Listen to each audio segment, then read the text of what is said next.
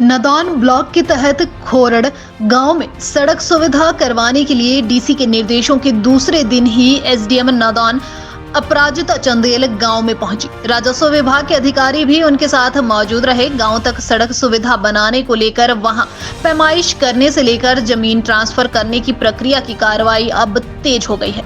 SDM अपराजिता का कहना है कि गांव का निरीक्षण किया गया है। कई वर्षों से गांव के लोगों की शिकायत है कि यहां एम्बुलेंस और सड़क सुविधा को मुहैया करवाया जाए।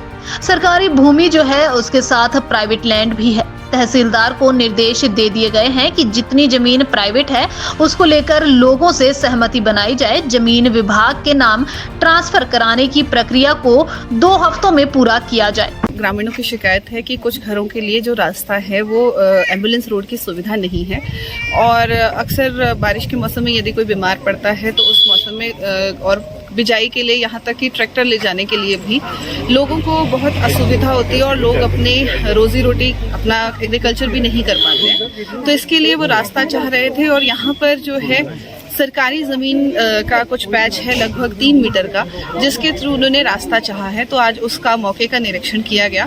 कुछ पैचेस में कुछ जगह पर जो है 3 मीटर का रास्ता पूरी तरह से संभव ना होकर प्राइवेट लैंड भी है। तो वहाँ पर लोगों से बातचीत की गई और उन्होंने ये सहमति जताई कि जहाँ जहाँ पर उनकी निजी भूमि है वहाँ पर लोग निजी भूमि का दान करके रास्ता बनाना चाहेंगे। तो इस संदर्भ में मैंने जो यहाँ के तहसीलदार हैं उन्हें निर्देश दिए गए हैं कि इस 3 मीटर तक के रास्ते का जो ततीमा काट कर और जिन भी लोगों की ज़मीन उसमें जा रही है उनको आइडेंटिफाई करें और उनको बुलाएं और उनसे सहमति लें। उनकी जो लैंड है, जितना एरिया सड़क में जाना है वो पंचायती राज विभाग के नाम किया जाए। तत्पश्चात यहाँ पर एक बार पुनः निरीक्षण किया जाएगा एसडीओ के साथ, जो कि टेक्निकली इस रास्ते की फिजिबिलिटी पूरी बताएंगे और यहाँ से अलाइनमेंट किस तरह से बनाई जानी है उसके बारे में हम एक और मौका करेंगे।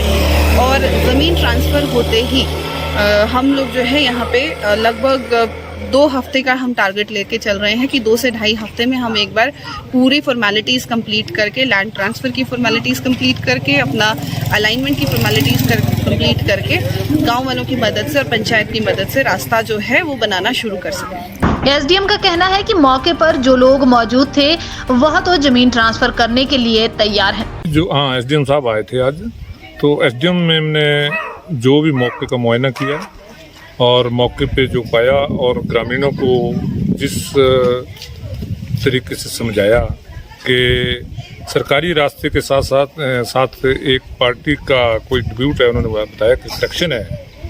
तो बोला कि अगर पार्टी बीच में स्टे ले आती है तो काम तो शुरू नहीं होगा अगर स्टे आने के बावजूद।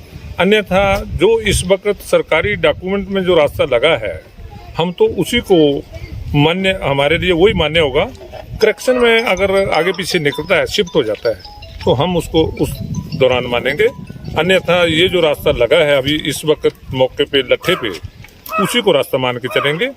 जो करेक्शन वाली पार्टी है हम उसकी बात को नहीं मानेंगे। ऐसे कहने से जब करेक्शन हो जाती है तो उस वक्त हम मान्य होंगे जो रिकॉर्ड में होगा। उज्जवल हिमाचल के लिए हमीरपुर से विजय ठाकुर की रिपोर्ट।